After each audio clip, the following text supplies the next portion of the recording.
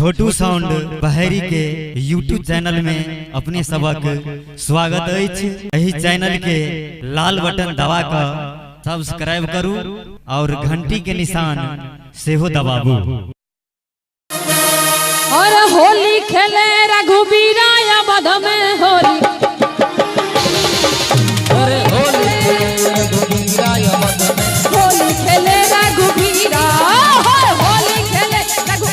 या मध में होली।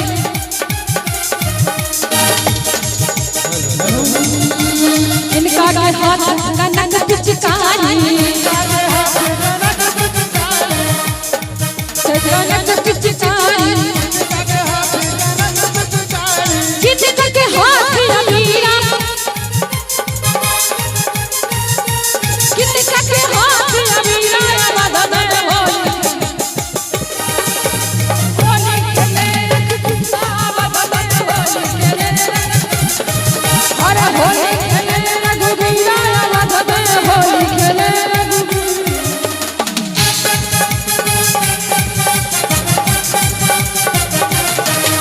भैया ताली बजा के साथियों।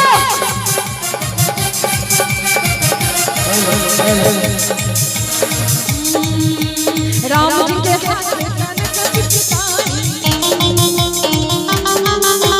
राम जी के हाथ में कनक पिचकारी, सीता जी के हाथ में अबीरा, और सीता जी के हाथ में अबीरा। ओए होली खेले रघुबीरा या मध में होली खेले रघुबीरा, होली खेले रघुबीरा या मध में होली खेले रघुबीरा।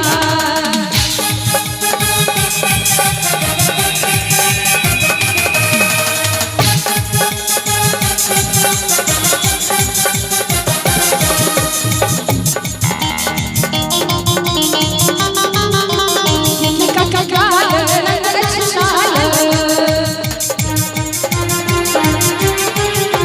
किनका का गाल रंग रचनाल, किनका के राला छपीला, अरे किनका रे राला छपीला या मध में।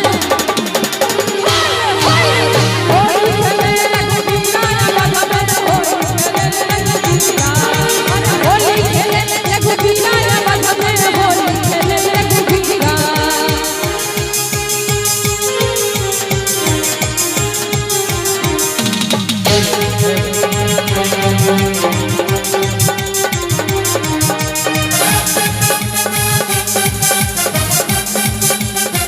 राम जी के गाल अछि लाल है लाल,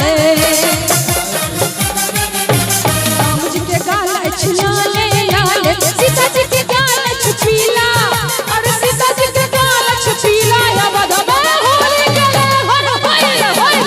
होली खेले रघुबीरा या मध में होली खेले रघुबीरा, अरे होली खेले रघुबीरा या मध में होली खेले रघुबीरा, अरे होली खेले